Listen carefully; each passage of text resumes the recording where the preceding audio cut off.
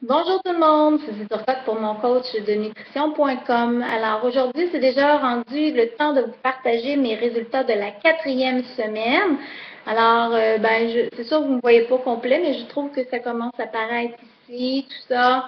Au niveau de la taille, beaucoup là, où j'ai vraiment minci et je sens que mon ventre est beaucoup plus plat. Et au niveau des cuisses, culottes de cheval, tout ça, c'est là que ça paraît le plus. Je vais vous montrer les photos bientôt, là, le avant-après, vous allez pouvoir constater. Donc, cette semaine, alors, habituellement, j'ai perdu de 2 livres par semaine. Cette semaine, je fais exception, j'ai perdu 1 livre seulement. Donc, je veux bien faire attention, je dis 1 livre seulement. Si c'était une de mes clientes qui m'arrivait avec ça, mais je dirais, c'est bon, 1 livre quand même, c'est excellent, ça progresse, tout ça. Je dis 1 livre seulement, c'est par rapport à mon défi. Donc, le défi, quand on se met des contraintes de temps, tout ça, ben, on a des contraintes à respecter, justement, et ça a des avantages, ça me force à me pousser, tout ça, puis à être vraiment constante. Mais, par contre, des fois, on s'en met un peu plus qu'on devrait parce qu'on a un échéancier à respecter. Donc, par contre, comme je vous l'ai dit, je n'ai plus mon pourcentage de gras, et là, cette semaine, je n'ai pas eu de fatigue, j'ai augmenté mon apport calorique, j'avais plus de fatigue, j'avais beaucoup d'énergie et je me sens, je dirais, tight, je me sens serrée, je me sens ferme. Donc, je suspecte que, oui, j'ai perdu qu'1 livre sur la balance, mais d'après moi, je fais un petit peu de masse musculaire, donc peut-être 0,5, alors peut-être 1 livre, 0,5, ce qui est quand même bien. Là, j'ai essayé de m'expliquer pourquoi.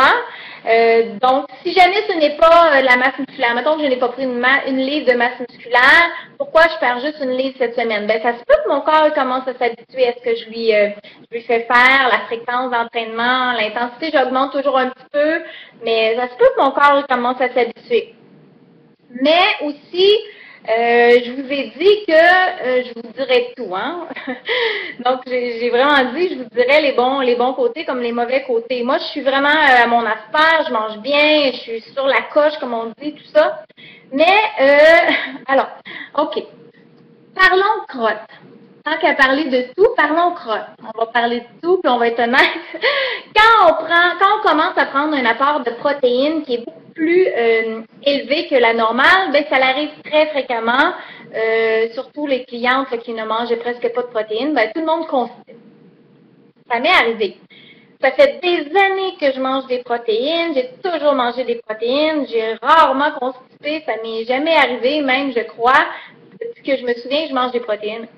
Mais l'année avant le défi, j'ai diminué beaucoup mes protéines parce que j'ai fait une nutrition, je me suis fait des plans alimentaires de sorte pour aller cibler la fibromyalgie, pour faire le ménage des toxines en profondeur, tout ça. Alors j'avais diminué beaucoup mon apport de protéines. Et là, je reviens en force avec mon défi, puis là, j'ai augmenté mes protéines. Alors, mon corps il était peut-être moins habitué qu'auparavant, donc tant qu'à pas se garder une petite gêne, là, pendant 2 jours, je pensais que j'allais mourir, ça bol. Tant qu'à pas se censurer, là, j'étais sûre que j'étais pour mourir, ça bol. Fait que j'ai décidé de rajouter des pruneaux. Dans ces 2-3 jours-là, je me suis pris 2-3 pruneaux avant le coucher. Ça, j'utilise beaucoup ça en Ayurveda. C'est tout ce qui est naturel, l'Ayurveda, la médecine indienne. Et puis, c'est bon, puis ça a fonctionné. Par contre, 2-3 pruneaux, si j'en prends 3, mais c'est 50 calories le pruneau. Je viens d'augmenter de 150 calories fois 3 jours. Ben, ça l'a pu jouer aussi. Maintenant, c'est résolu, tout est sous contrôle. Puis, je vais l'inclure dans mon alimentation là, plus fréquemment. Peut-être pas tous les jours, mais je vais prévoir une place là, pour pas dépasser mon apport calorique. Il y a ça. Donc, voilà.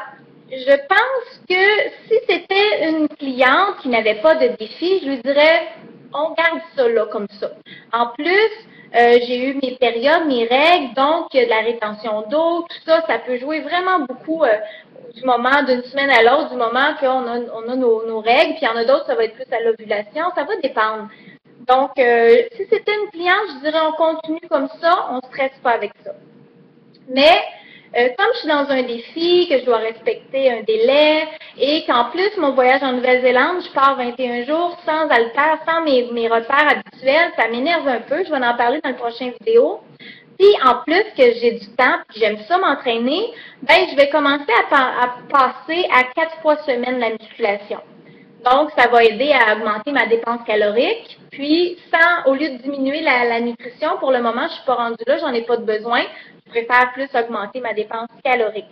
La dépense énergétique, c'est la même chose. Donc, je vais commencer 4 fois semaine et puis, je vais pouvoir l'appliquer dès le début de cette semaine, mais aussi en voyage.